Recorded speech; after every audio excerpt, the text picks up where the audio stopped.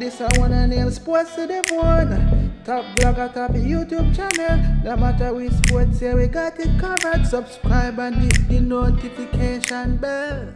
What's up, my wonderful peeps? Sports to the bone here again, man. Shout out to all of you as the subscribers and the followers. Big up on yourself. Alright, so we have two things that we want to talk about. One thing in particular, I'm just going to finish up the video with the next one. Now, I want to take a look at that game between the Jamaica Scorpions and the Barbados Pride that was played yesterday. Now, just as I thought, Jamaica was down and out of the Super 50 tournament. The men went and pulled off a miracle yesterday. You can basically call it a miracle. Now, viewers and subscribers, I must say that generally speaking, I have not been too happy with the batting display in the competition. So with the Scorpions going up against the Barbados Pride yesterday, a lot was up for grabs. The loser would be booted out of the competition, while the winner would be given a lifeline to the semi-final. Now, viewers and subscribers, being a Jamaican, more than likely, I am going to want to see Jamaica do good in this competition. But at the end of the day, we want to see good competitive cricket. We want the competition to be at the level where, you can't just walk over a team, or if a team make a little small score, the next team should be able to go in and knock it off. So, I'm going to want Jamaica to win, but at the end of the day, I want to see good cricket, because all of these players that are playing in the regional competition, their ultimate goal is to end up playing international cricket for West Indies. So we want to see good cricket. Now, in that game that was played yesterday, it took an amazing hat-trick from off-spinner Andre McCarthy to lead Jamaica to victory. And you and myself and all the viewers know that Andre McCarthy isn't a world renowned off-spinner. So it's not like he's bowling any mystery spin or anything of the sort. So for him to take a hat-trick yesterday, boy, you can just imagine what the batting was like. So I'm just going to recap the scores quickly. So batting first, Jamaica actually pushed to 218 all out of 45.3 overs. It was sort of looking bad for the Scorpions because they got off to a poor start. At one point in time, we were actually at 25 for 3. And we then wobbled to 29 for 4. And, we thought that things would have gotten better, but it got from bad to worse when the Jamaican Scorpions actually slipped to 81 for 7. 81 for 7 in a regional competition. Now, it took efforts from our lower order batsmen to basically save the innings, to repair it. Jamie Merchant and Odin Smith, they were able to push the total to 167 for 9. When Merchant was dismissed, Javar Royal, he came in, and Royal and Odin Smith, they basically frustrated the Pride for a point in time, for a good period of time, to basically push the score further along. So, moving the score from 167 for 9, we're able to push all the way up to 218 all out.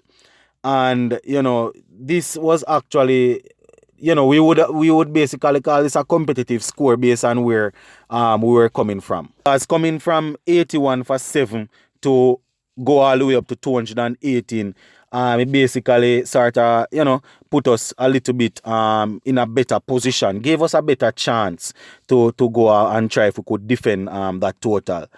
Now, topping off the batting for us was Odin Smith. He got 68, and Merchant got 37, and Allen chipped in with 23. So those were the top scorers for us. With Shea Hope back in the team, I am assuming that Barbados Pride would, they would have thought that 218 would be relatively easy to get. But boy, it didn't work out like that at all. Up front, they got off to a good start actually, because they got off to 52 for 1. Chasing down 218, getting off to 52 for 1 is basically a good start. And knowing that you have people like Shea Hope and Rastan Chase and Brooks in your team, you would back yourself. Now, Brooks and Hope, they pushed the score to 118 for 2. So basically they were in the driving seat, because moving from 52 for 1, they went all the way up to 118 for 2, and that is basically a good position going in search of 218. I must say kudos to Ragman Powell. I don't usually give him a lot of props, but marshalling the troops, keep trying to keep everybody motivated, defending this score of 218 when Barbados Pride were actually at 118 for 2. It must have been a very difficult job to basically motivate the guys to say, here what, keep your heads up. I don't want to see anybody dropping the head.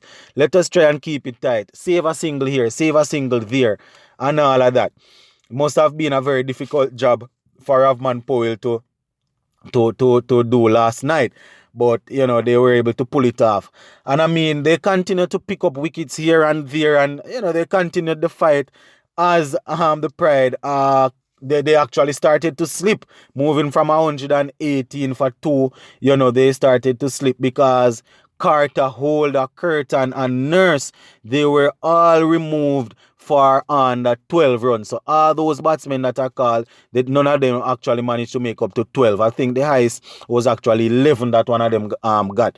So moving from a strong position of 118 for 2, they slipped to 165 for 7, and this started to, they started to worry a little bit. You can see the score line, the scores on the screen that I am displaying now.